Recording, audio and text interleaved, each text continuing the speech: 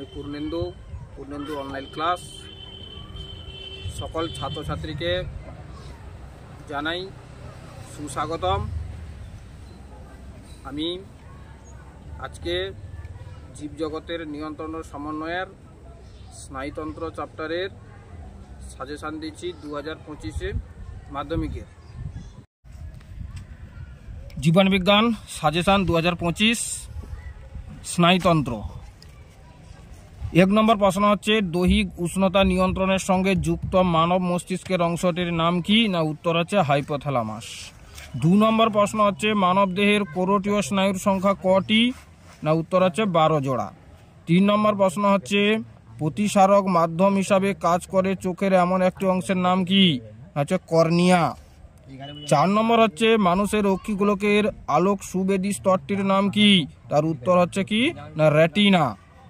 5 নম্বর হচ্ছে cornea, choroid, lens, aqueous humour, iris, vitreous humour অক্ষিগোলকের এই অংশগুলির মধ্যে কটি অক্ষগোলকের প্রতিসারক মাধ্যম থাকে? না 4টি। 6 নম্বর প্রশ্ন কোনটি অ্যাকশনের গঠন সংক্রান্ত বৈশিষ্ট্য নয়? নিজল দানা। 7 নম্বর প্রশ্ন হচ্ছে কেন্দ্রীয় স্নায়ুতন্ত্রের কোন অংশ প্রতিবর্তক ক্রিয়া নিয়ন্ত্রণ করে? না সুষুম্না কাণ্ড। 8 নম্বর প্রশ্ন হচ্ছে মানব মস্তিষ্কের যে অংশটি শ্বাসকার্য, লালাক্ষরণ, মূত্রত্যাগ ইত্যাদি কার্য নিয়ন্ত্রণ করে তার নাম কি? না পন্স। 9 নম্বর দুটি নিউরনের সংযোগস্থলকে কি বলে? না সাইন্যাপস। 10 নম্বর প্রশ্ন হচ্ছে মানুষের মস্তিষ্কের স্নায়ুকোষের সংখ্যা কত? না 10 শতকোটি। 11 নম্বর প্রশ্ন হচ্ছে কোন ক্রমটি ঠিক? গ্রাহক, কারক, সংজ্ঞাবহ স্নায়ু, আজ্ঞাবহ স্নায়ু, স্নায়ু কেন্দ্র। 2 নম্বর হচ্ছে গ্রাহক, স্নায়ু কেন্দ্র, আজ্ঞাবহ স্নায়ু, বহির্বাহী স্নায়ু, সংজ্ঞাবহ স্নায়ু, অন্তর্বাহী স্নায়ু, কারক। 3 নম্বর হচ্ছে গ্রাহক, সংজ্ঞাবহ, স্নায়ু কেন্দ্র, আজ্ঞাবহ, কারক। 4 নম্বর হচ্ছে গ্রাহক, আজ্ঞাবহ স্নায়ু, বহির্বাহী স্নায়ু, কারক, সংজ্ঞাবহ স্নায়ু, অন্তর্বাহী স্নায়ু, স্নায়ু কেন্দ্র। এর মধ্যে উত্তরটা ঠিক হবে 3 নম্বর। 12 নম্বর প্রশ্ন হচ্ছে সঠিক জোটটি নির্বাচন করো। স্ক্লেরা অক্ষিগোলকের ভিতরে অতিরিক্ত আলো শোষণ করে। না 2 নম্বর হচ্ছে কোরোয়েড অক্ষিগোলককে নির্দিষ্ট আকার দেয়।